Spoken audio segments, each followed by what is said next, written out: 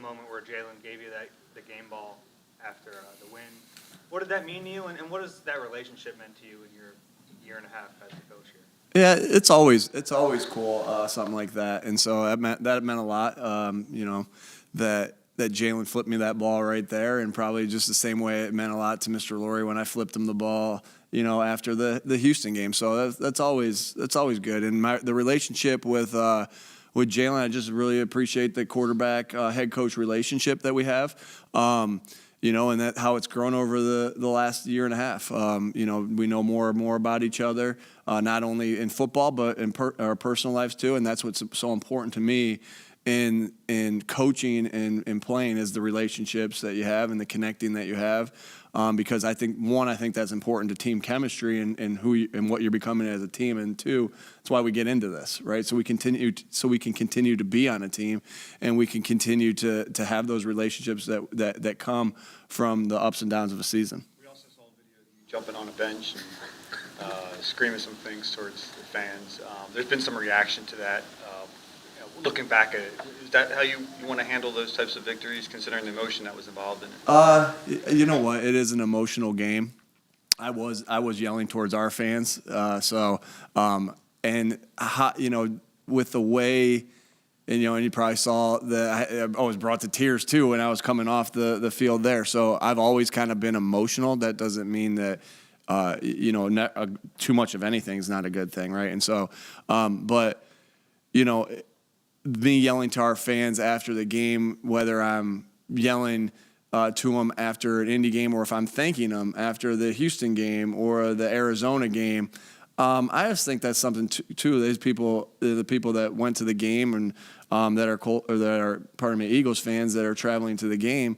I can show my appreciation to them on that. Now, sometimes it's, hey, I know everyone saw what I said this game, but the last couple games were, hey, thanks so much. You guys made this happen. And so, sometimes it's fun to celebrate with the fans, but it is also that it's after the game, and when I don't have anything else to do but shake hands on the other side, and not during the game. Now, do I sometimes get emotional during the game? Of course, but I always want to limit that, and obviously I don't ever want to do that emotionally with a fan during a game. Is there a guy on the staff that you sort of trust to sort of check you in case you're getting too emotional? I got a lot of good guys over there to do that. Ted makes sure I'm back. But Ted Rath makes sure I'm back. But you can see he's pretty emotional with what he does. Kevin. There was a video that someone sent me yesterday of because Kevin's supposed to be the calm one that calms me down too.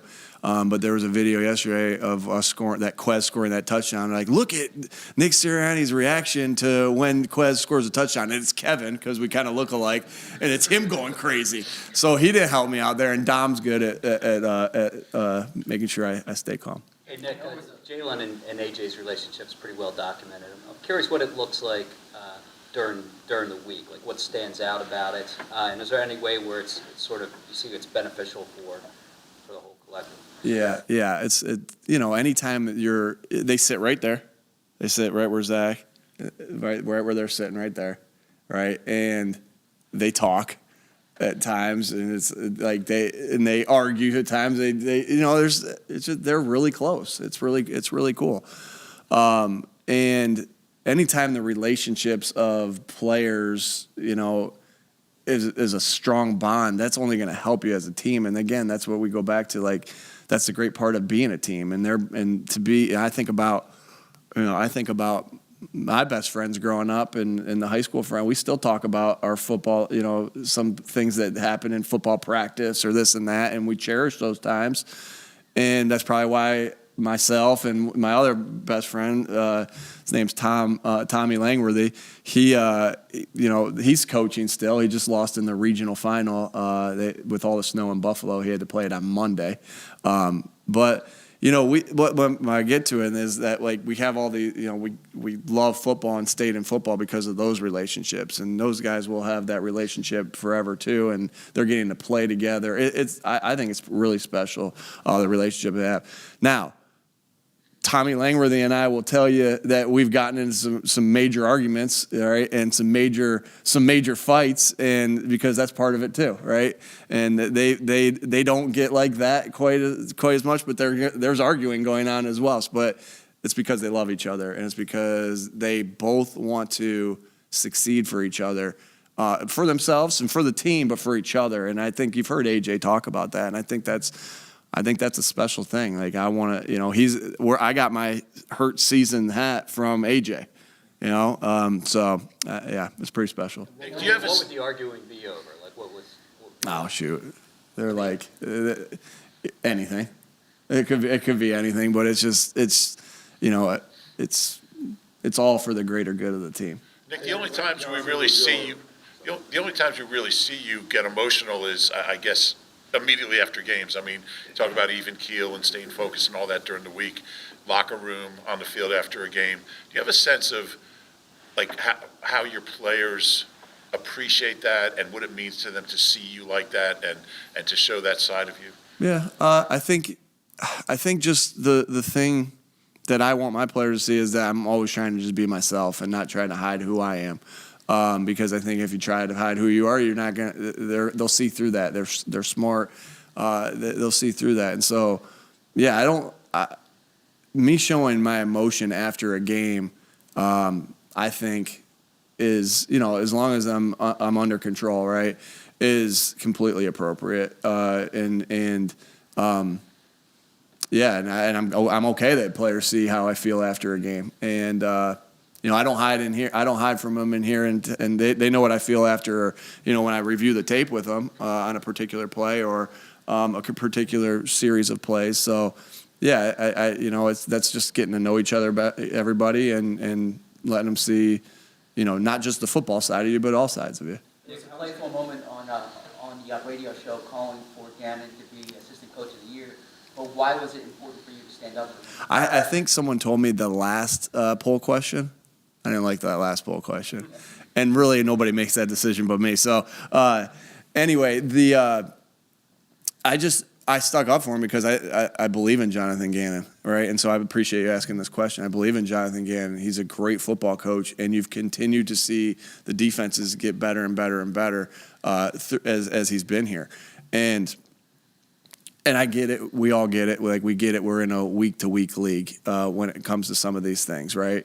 And we know that after a bad performance, they're going to be calling for us. And after a good performance, right, whatever. And so we understand the waves of the season. I just thought it was important, too. Like, one, I believe in him, and I wanted him. He knows that. I tell him that all the time. But after just such a great defensive performance, and it's been the great defensive performance throughout the year, and a lot, like, think about where we are and all the major statistical things and the turnovers and the explosive plays and all I really care about statistically are turnovers, explosive plays, and points, and we're doing a really good job in all those things. And so I just have so much faith in him. I have so much faith in his staff. I have so much faith in those players that they play for him. And I just think he's a special coach. And I'd love for him to be here the entire time I'm the head coach here. But I know I know that's probably not reality.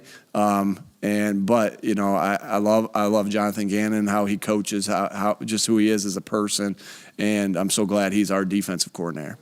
Thanks, Zach. How is Jordan Davis progressing, and how can you see that rotation shaping up? Yeah, we don't have to make that decision yet. So, but you think about it. But we got to think about what we got to do this week, right? And there's a time to think about, what the rotation is going to be like. Like, it's never going to be a bad thing that we got a good rotation at defensive line. I know sometimes as an offensive coach, and I don't remember if I said this, but like to the media here, but when you see a team's not very deep on the defensive line, you can say to yourself, we're going to wear them down. We're going to wear them down. Our offensive line is going to lean on them. We're going to go fast. We're going to do this. We're going to do that. We're going to make this, right? But when you have a deep defensive line and the wave keeps coming at you and coming at you and coming at you, that's great. So, when Jordan gets back, that'll be great because we get another player with a great player into our mix. He's doing good. He's progressing nicely. I will never put a timetable on him,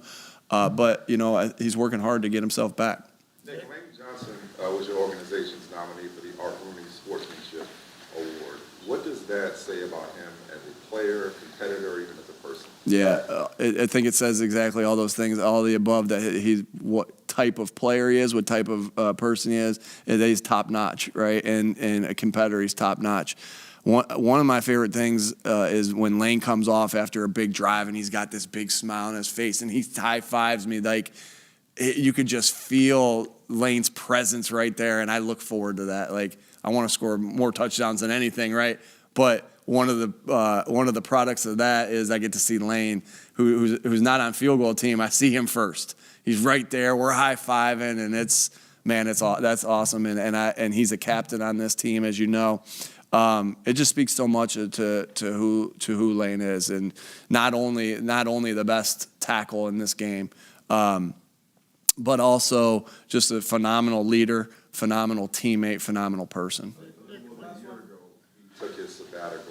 How have you seen him evolve and grow in the year since he left to deal with mental health struggles? Yeah, awesome that he took the time to do that, and is I think that's really special of Lane too. That not only did he take his time to get himself where he needed to be, but also uses his platform to help other people. Like, that speaks to who Lane is too, right? And so, he wants to use what he went through to help other people. That when you have someone do that, I mean, I appreciate you asking that question because I love bragging on our guys. That's just really special. All right. All right. Lockers go.